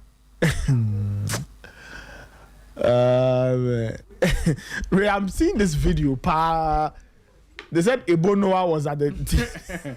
No, wait. On the more serious, was he the one there, or someone? They said it was him. Oh, okay. They said it was him. He was commanding the race. I don't even know what it is he was doing there.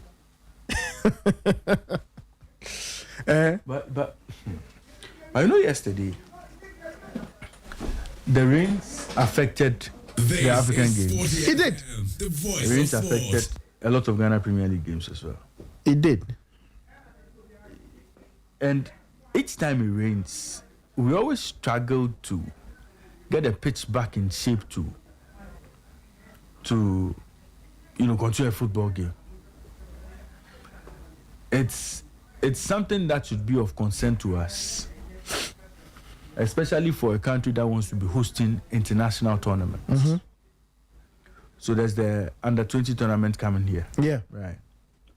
There's also the possibility of us hosting a few more competitions. We have been told because of the state of our Mondo track, we'll be getting a lot of athletics competitions in future. Mm-hmm. So maybe when we are planning SportyFM. to build football stadiums, Mm-hmm.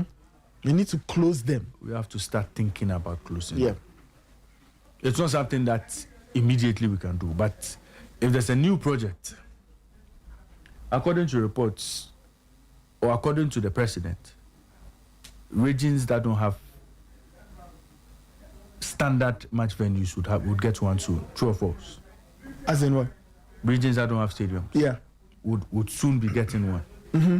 Maybe the design should take into consideration having a closed roof, Yes. I am all for it. because we are getting there. I'm all for it. We are getting to a point where weather challenges should not be a reason why games cannot happen. Of course. So again, SportyFM. infrastructure development plans should take into consideration having facilities like that. When we decide to pull down the Accra Sports Stadium, when or if or when if we should consider having a facility that would have a roof over it. You can open it, you can close it. It would help, because the argument that has been advanced most of the time is that you need the sun for the grass to, the whole science bit. Yeah. So, moving on, we would have to consider all of these things. Because yesterday, I was watching the African games. I was watching on TV. The African champs, The African Championship, sorry. And You could tell. Oh yeah, look, the weather. Yeah. The athletes had to go through. Yeah, they really suffered. It wasn't the best of conditions. They really suffered. It's not anybody's fault. It's not anyone's fault. Yes. But I mean, you look at some of these situations and They really suffered. They had to run through the rain. I mean, if the ground was covered, they would be fine. Nobody would struggle. Yeah. Supporters were people were drenched in water. It even affected equipment. Yeah, of course. So we were at the closeout, and then we noticed that some of the power had gone off. You noticed that we didn't even get any artist performances because it was raining and there was not a lot anybody could do. Oh, okay. So the final performance didn't happen. Yeah? Yes, if you observed. I was on credit anyway, so they didn't perform. What are you on about? Once they didn't perform, we can keep that money. 9:15.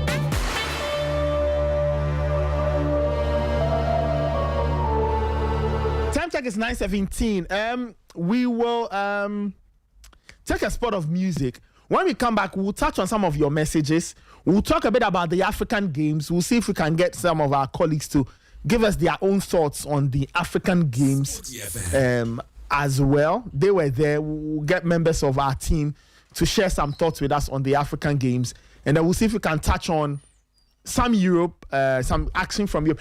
Let's not forget that later this morning, Total English Football is happening.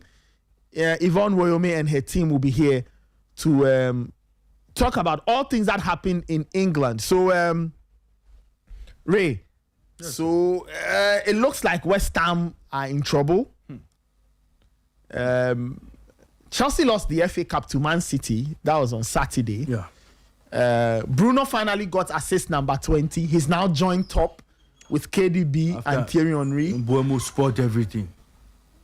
But he has one more game. Let's see if he can get assist number 21 to become the outright king of the assist table. Buemo wastes their chances.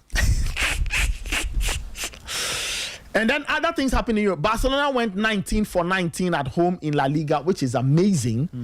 And then there's still the hunt for Champions League football in Italy. Napoli grabbed their spot last night. Ray, and in doing so, they triggered the obligatory buy of Rasmus Højlund. Yes. So Rasmus Højlund technically Must bring the cash. yes, is going to Napoli, and Napoli must pay Man United. And then there were other things happening as well. Time check is 9:18. Let's take a spot of music. When we come back, we'll go through some of your messages, and then we'll see if we can catch up with our colleagues who had their eyes on the African Athletics Championships, and then we'll get their thoughts as everything wrapped up yesterday. This is still the Sporty Breakfast. Your WhatsApp comments are welcome. 054-257-1061. 054-257-1061. We'll see if we can open the phone lines a little later so you can also share your thoughts. But let's take a spot of music. When we come back, we unpack the rest of the show.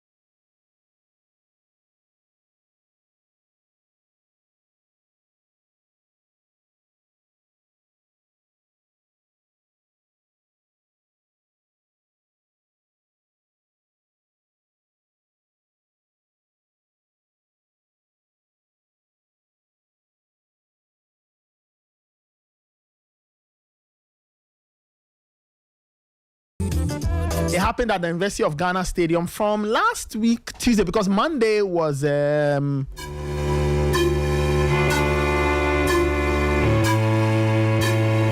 Monday was the opening ceremony, and then everything started Tuesday from 12th to the 17th. And it was quite interesting. Ray, in the end, Team Ghana got what, 5 medals in all, I believe? 5 in all. Team Ghana got 5 medals. No gold. 3 no gold, 4 bronze, 1 silver. 0 gold, 4 bronze, 1 silver.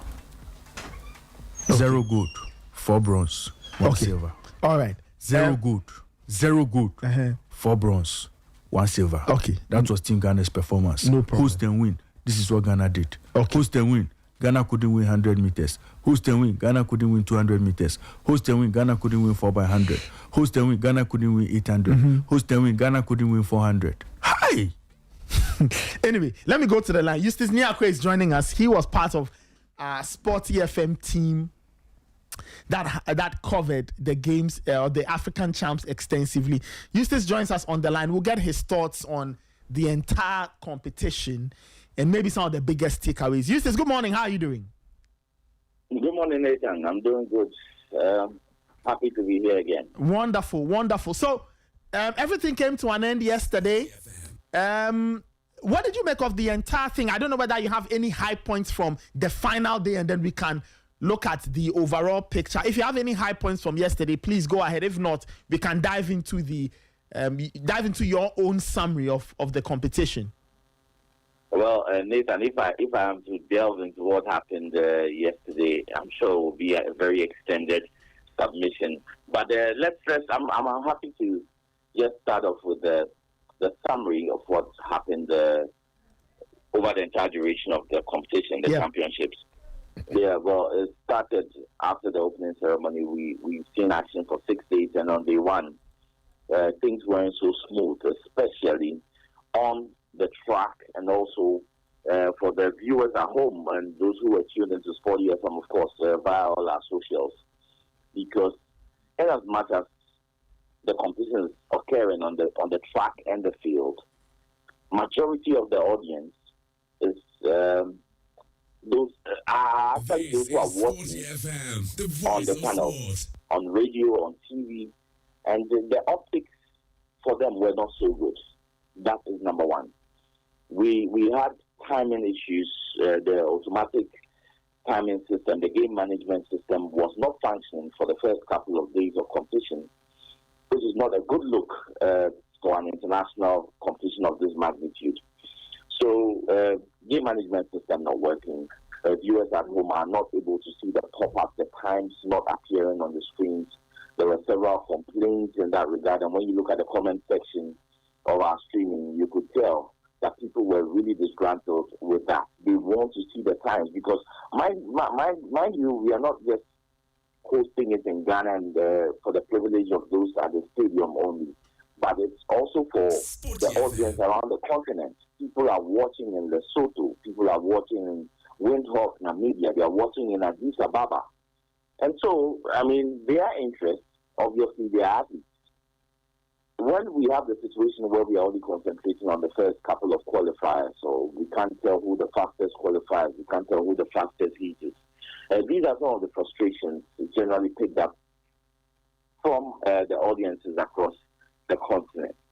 And also, of course, we have to commend the LOC for acting quickly to rectify some of these problems. They on day 3, we saw that the timing system was not working. You could get the flash times on the track, and also the measurement for the field event was automated on the 3rd day. So it gradually improved as the days went by. But then it only tells the story that there was no test run before the tournament. I've heard complaints about the arrival of equipment 24 hours to the start of the tournament, which is not proper preparation, if you ask me. And these are some of the logistical issues we faced.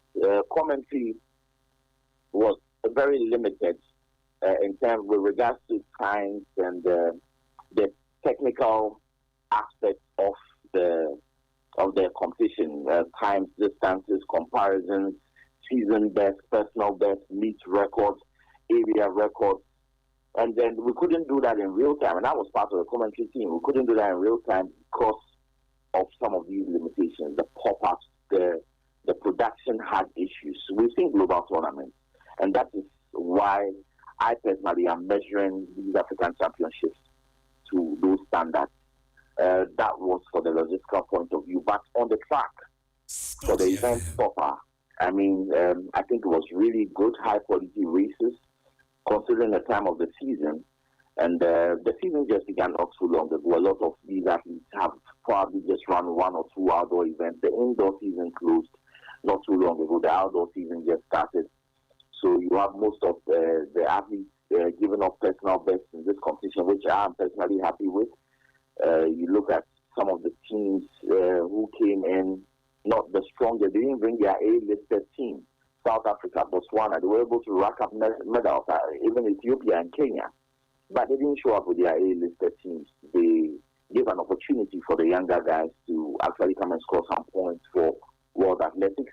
It was a really high quality competition. The times were good because when you compare globally, the Diamond League was ongoing this weekend, also in Shanghai.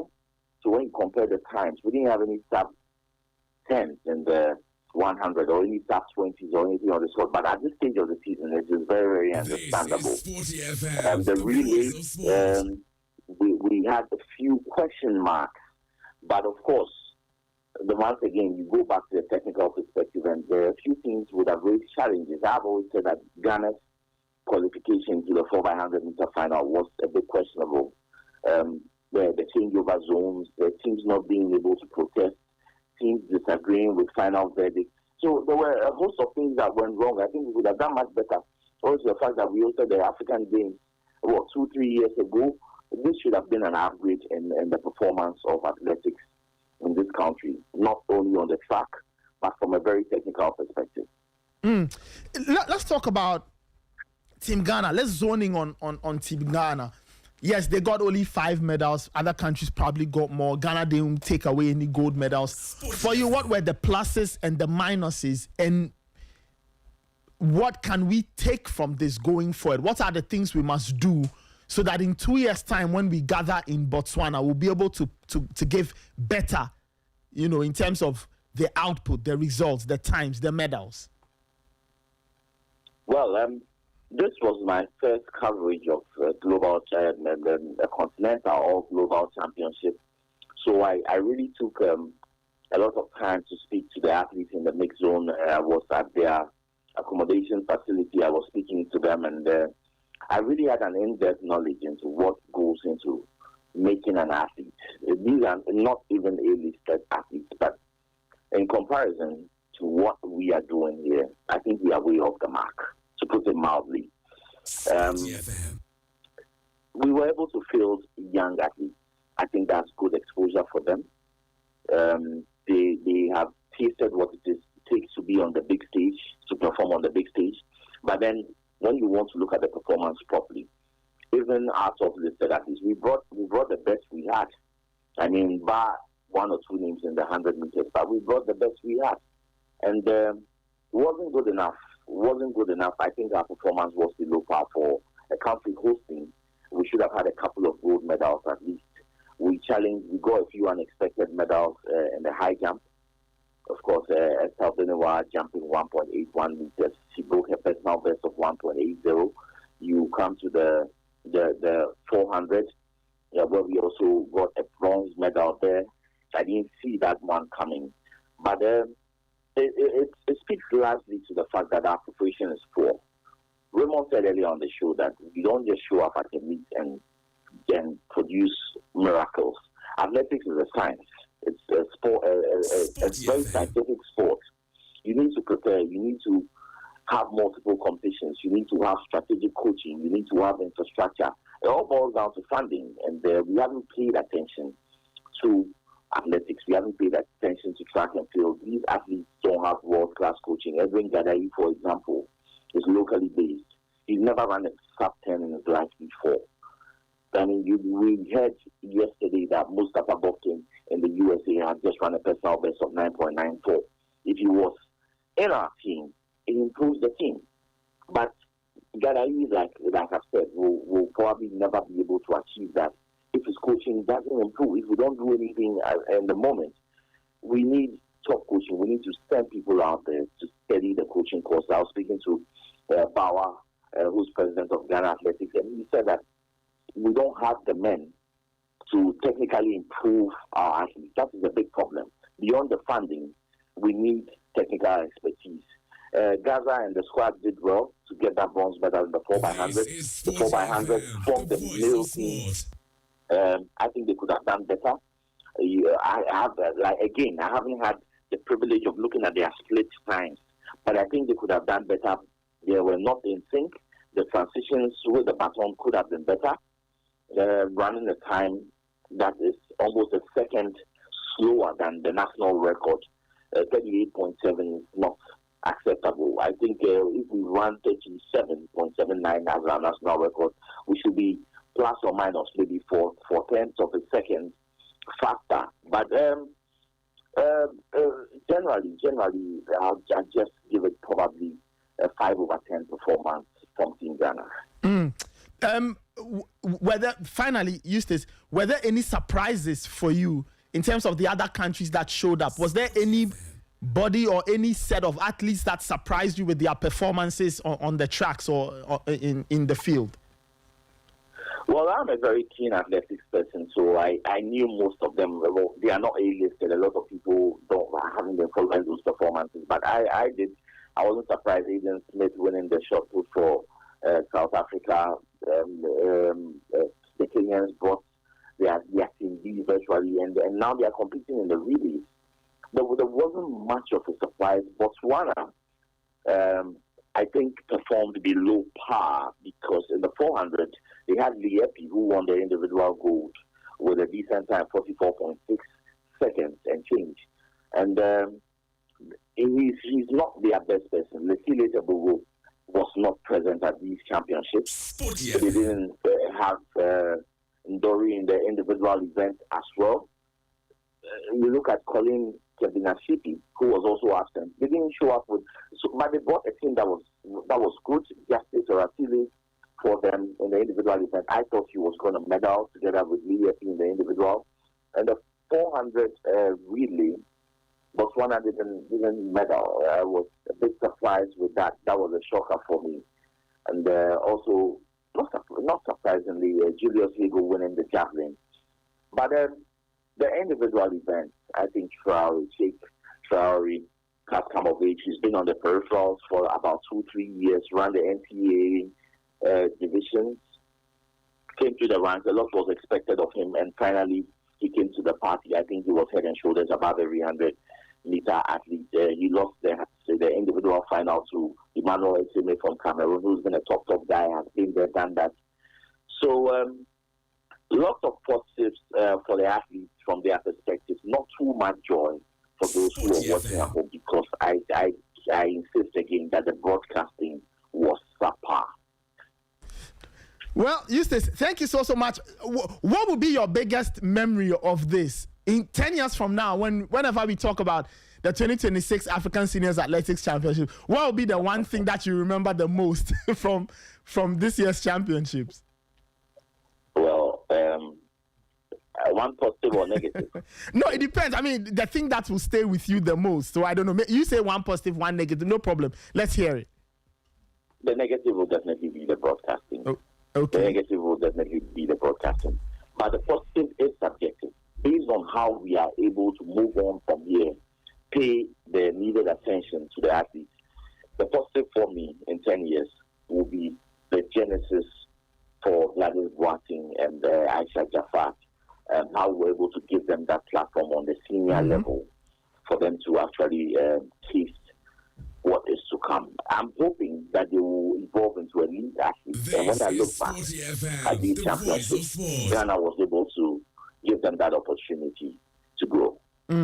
Eustace, thank you so much, and congrats on a great job done. You and the rest of the team put together a good shift in terms of covering the African Athletics Champs. All right, Eustace, we'll catch up later.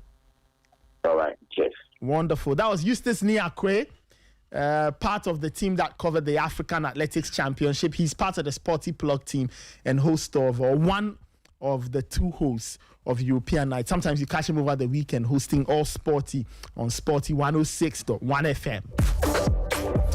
All right, 9:45. Ray, let's open the phone lines, right? Let's hear from callers, right? Let's take calls. I don't know, for about 5 minutes. We should take calls. Take calls.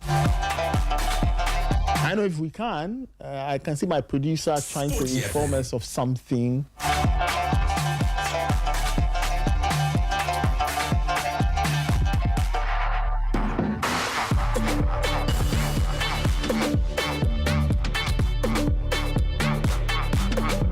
All right. Let's go to the line. Michael Asariboedu is joining us. I don't know whether is he joining us via a call. He's joining us via a call. All right, Michael. Good morning. How are you doing? Hello, Michael. Okay, all right. We'll get to Michael Asariboedu in a bit. Your WhatsApp comments are welcome. 054-257-1061. Also remember that Total English Football will be on at 10. So all the big stories from England, FA Cup, Man United winning. Villa grabbed Champions League football on Friday, so they are fine. West Ham's relegation, is it happening or is not happening? We don't know. And all of that. Chelsea are getting themselves a new head coach. They say it's the manager this time, Xabi Alonso. And Chelsea were very deliberate, Ray. They were very deliberate with the wording of the statement. Yeah. They said Chelsea have appointed a new manager. Fantastic. Xabi Alonso. They're learning. According to Winston. So they don't want a head coach. Now they want somebody to be more involved in decisions. So we'll wait and see how all of that plays out. We're trying to see if we could get Michael Asariboedu on the line. Yeah. Ray, I'm sorry. This Ebonoa video tickles me so much. They're in stopped actually. Yeah, they're in stopped.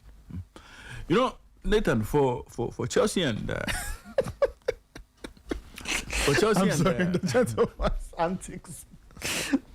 For Chelsea and the appointment of Alonso, I think it's a good decision. SportyFM. Looking at the challenges they've had over the last few months, I think that Alonso comes in and with the experience he's gathered from Leverkusen, and his very difficult period at Real Madrid. I think Real Madrid didn't do justice to the caliber of coach he is. It didn't get the world to see him pretty well, like we saw him do when he was coaching Leverkusen. He comes into a Chelsea team that has lots of talent, lots of potential in that squad. Can he be able to get them to buy into what he wants to do at the club? Yes. Okay. Can he convince all the players to jump onto his ship? Yes, of course. Does he have the experience to do that? Well, at Premier League level, he's played in the Premier League, but at coaching level, he hasn't coached in the Premier League before. Would he be given enough time? Yes, he's been given enough time. Would he have to play in so many competitions? No. All of that will help him to be able to steady the ship in his This is SportyFM, the voice of sport. Get Chelsea back into Europe. Okay. It's a good appointment, and I don't think that he would struggle to hit the ground run. I don't think he'll struggle to make an impact with this Chelsea team. So you look at the appointment of Rosinho, certainly not. I think this one is a yes. Okay, all right.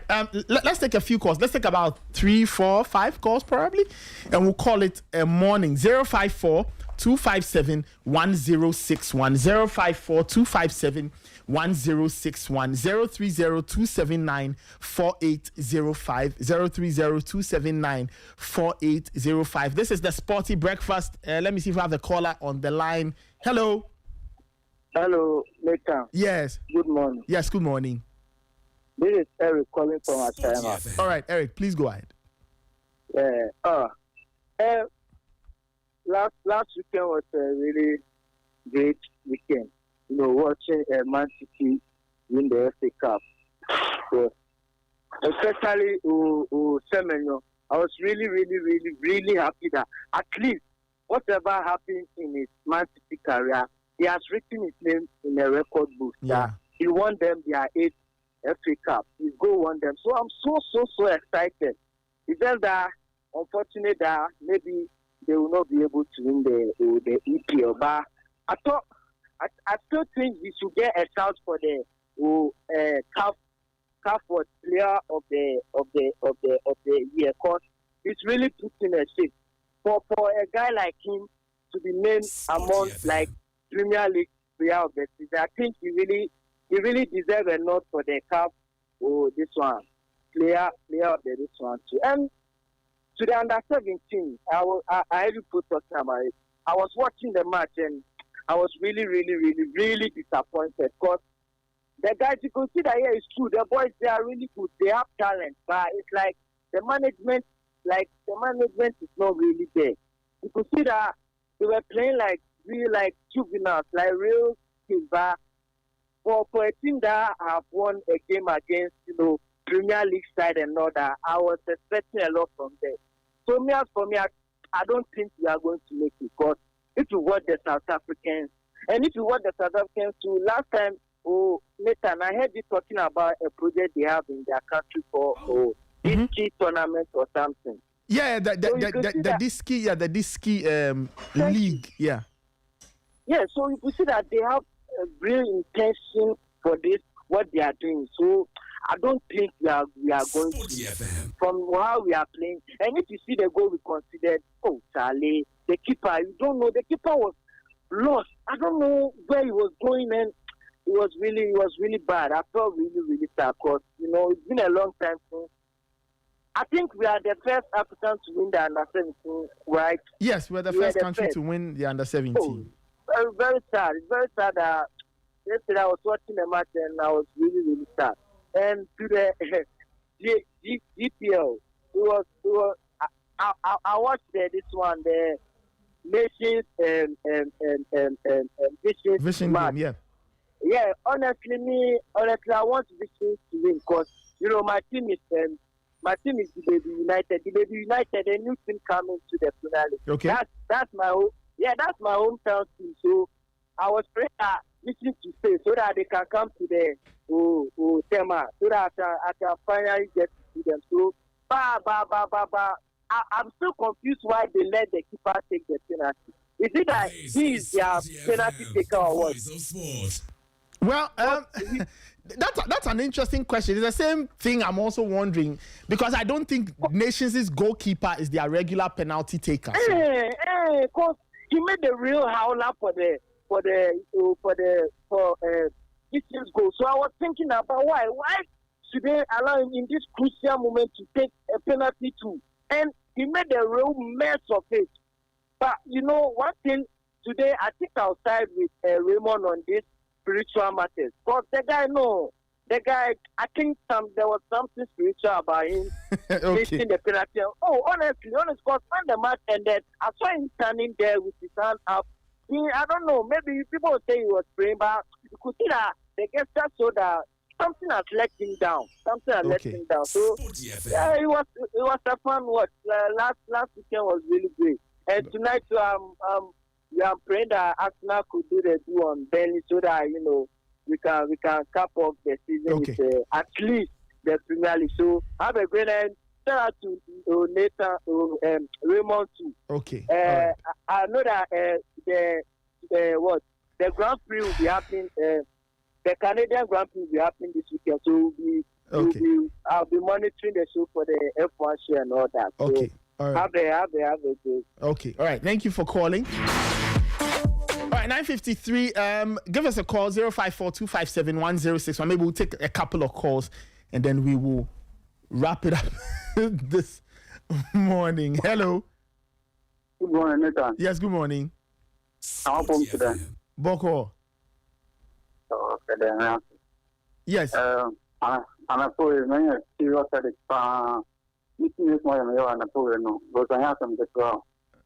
Oh. You know, it's a column view. I didn't. Brian Bremo. Brandon Bremo. Yeah, you know, was still I'm here. And I feel so. But anyway, I was happy that someone got to see Yeah. the winning goal. Even though I'm not sure, I don't want to see the sense. I can't someone for. I mean, reducing money solution in the world. Thank you and have a good morning. All right, thank you. All right, let's take our final call. For the morning. 054-257-1061, 054-257-1061, 054-257-1061. This is the Sporty Breakfast. We are wrapping it up. Okay, let me take this caller and then we'll sign out. Total English Football will be on after we leave. Hello? Hello? Hello? Yes, sir. Yes, sir. Good morning. Yes, good morning. Yes. This is Honorable. Yes, Honorable, please go ahead. Good.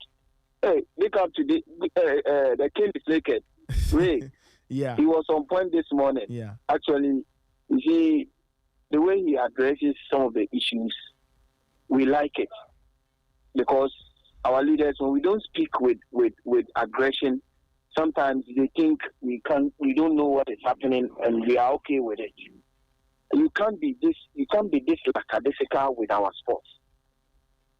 You can't be this lackadaisical with sports. You see, all round sports, when we look into it properly, sports is multi-million-dollar venture. Mm-hmm.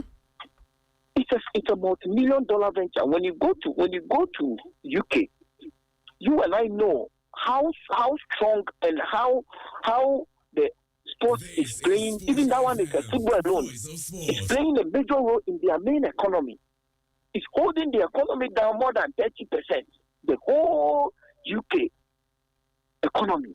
So if these people are treating the football, the game like this and making good use of it, making money out of it, what are we doing? Everything shouldn't be centered on Black Stars. All the money shouldn't go to Black Stars. This is what we've been talking about all these years, but yet still, they refuse. See, look at the young girls that the athletes, the Gaza and the Aldo Bruni. When I even saw them, I was surprised. I was like, these girls, are they ready for this? Because we don't have any. And the ones we have we can't even prepare them well for the important and international games. Now these girls, how are we going to push them to get there? You can see the potential. Now, talent is not only thing. Talent is never enough. You have to make an investment, a conscious investment to make sure that the talent is being prepared well for the international stage. And when it comes to our big boys today, the least talk about them, the better. They will come and be throwing show that Saminu and nothing. Zero. You come here and Russia, giddy, as if you are there. But you couldn't even win anything. What did they want? Bronze, you defending champion, and at your own soil here in Ghana, you couldn't win even silver. And what must we tell you? Amesha, nobody should tell us, they are doing well, they are trying their best based on the resources. You see, when they fail, then they come back to the resources. But you people are not training here. You are training us out there in the States. So how can you come back and complain about resources again? How about these young girls who performed, who did their best for the nation? The ministry there, this one there, the man is failing. The man is failing. I mean, nobody should blame me for saying this, but it seems Kofi Adam is failing. Because looking at how he started and the way things are going, the black bombers are there preparing for the no money, nothing. Mm-hmm. How can we move on? Everything shouldn't be Black Stars. Black Stars is not the only sport in Ghana. They are just one team, one national team. We have so many national teams. It's so painful. Maybe you want us to be in pain. What is this? We host this game and we won three bronze, 4 bronze, 1 silver. Symbolic. Coach Nimli will say symbolic. What is that? Ali, All I'm right. done. Okay, thank you so much. I think we'll put a pause on the calls. That's our sporty breakfast for the morning. Many shouts.